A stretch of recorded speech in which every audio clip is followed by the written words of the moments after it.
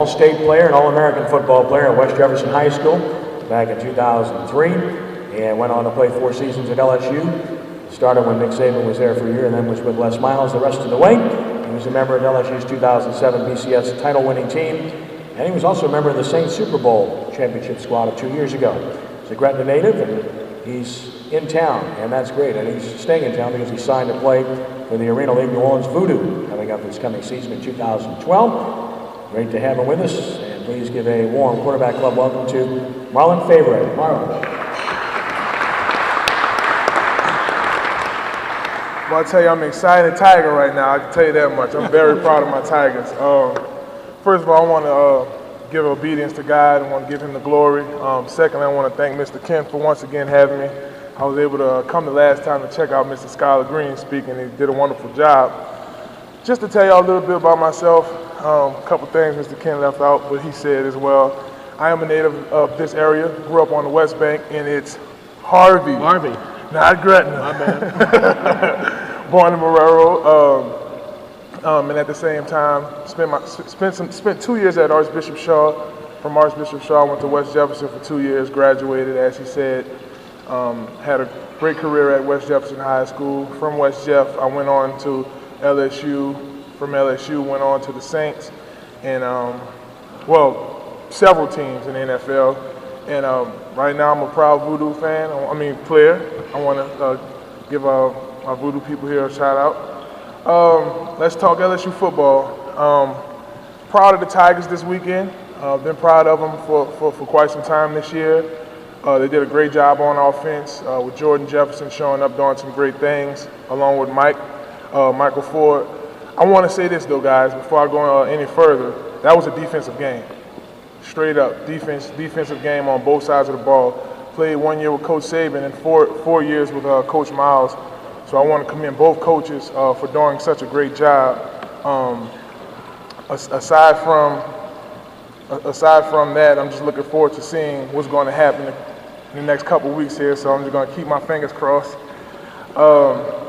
But a little bit more about myself. Lately, since the NFL lockout, I've been spending some time over at Cafe Hope, volunteering in the community, just doing some things with the kids over there, and it really means a lot. So when I got the call from Mr. Norris here last week to join the Voodoo, I thought it was a great opportunity, not only for me to play some good ball in the city, but also give back to my community and do some things and improving our area. So. Very thankful about that. So that's me, everybody. Everybody call me Big Fave. I'm also a musician, as my man was messing with me earlier. When's the next TDA song coming? I know you got an LSU song coming, Voodoo song coming. Yes, be on the lookout for that. So I'm gonna stop talking. I'm gonna open up for questions. Any questions, anybody? Fire away.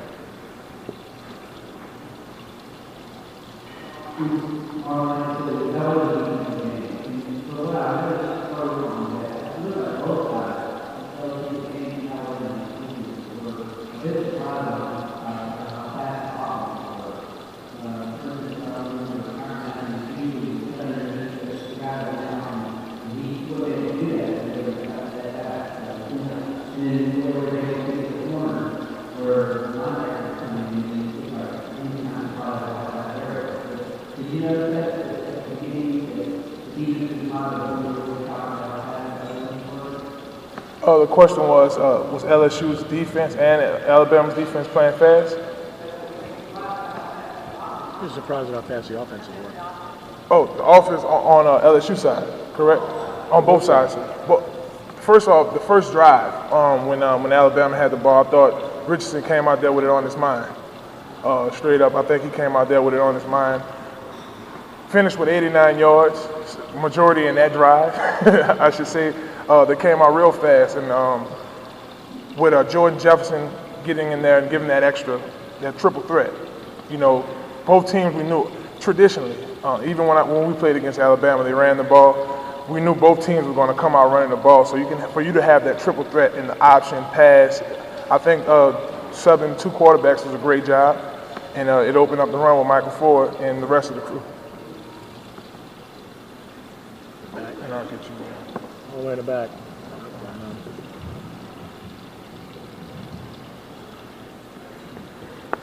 The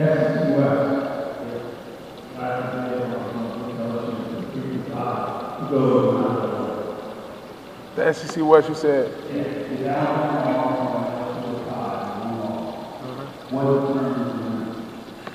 It's a lot of things. A lot of things. It actually makes me think about, this reminds me so much of 2007, this year right here. We lost 2 games that year in 07. I'll get to your question in a minute.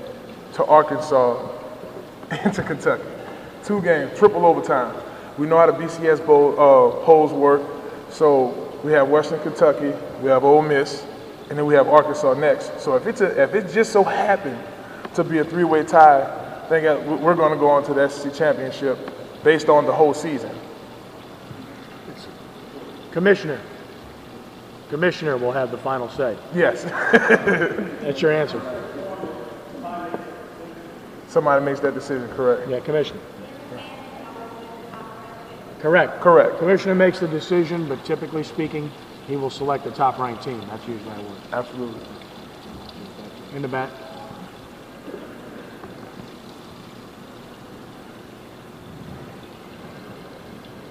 Yeah, hi. I was upset about the time clock being started too soon. Like, there's a few seconds elapsed before we start the snap clock, or it looks like that's when you draw over to the official. Is that something that's told by the whole stadium? How much leeway do they have on that? That's straight up referees. Yeah. We got a bunch of officials here. We actually have some officials in the building that can help me answer that question, but that's straight up official question. Paul, why don't you answer that, Paul? Especially in a big game like that, they have to get that right. The officials are having a conference, man. Yeah. Yeah, about the time. Yeah, about the play clock. Yeah. The play clock.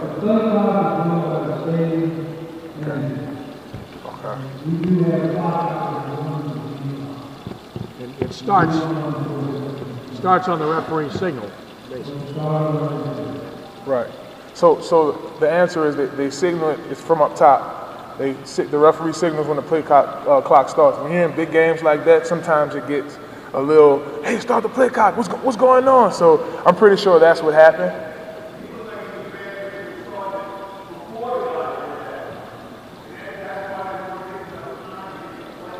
Correct. Correct.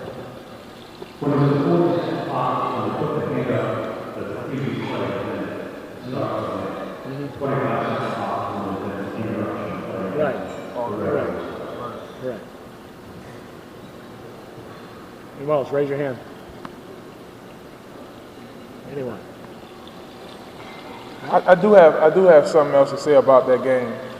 Big plays. Big players make big plays, and I want to commend the special teams for LSU as well.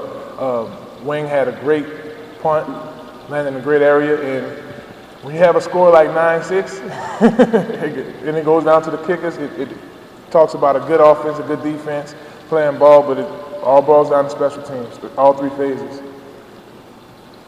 Anyone else? What would be your biggest challenge or adjustment coming from the huge outdoor field to the indoor field and the wall? I think the biggest adjustment is learning how to properly play arena football. I had a chance to go check y'all out play. Who y'all played last year? I'm trying to think. Coach Norris helped me out. It was Utah, orange and black and white. Milwaukee.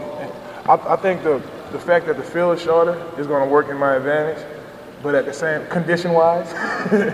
But just learning the game, and I'm just looking forward to the fun. That's one thing I do see out there is a lot of fun. So looking forward to that. Ms. Newman. That's it. Thank y'all for having me. Have a blessed one.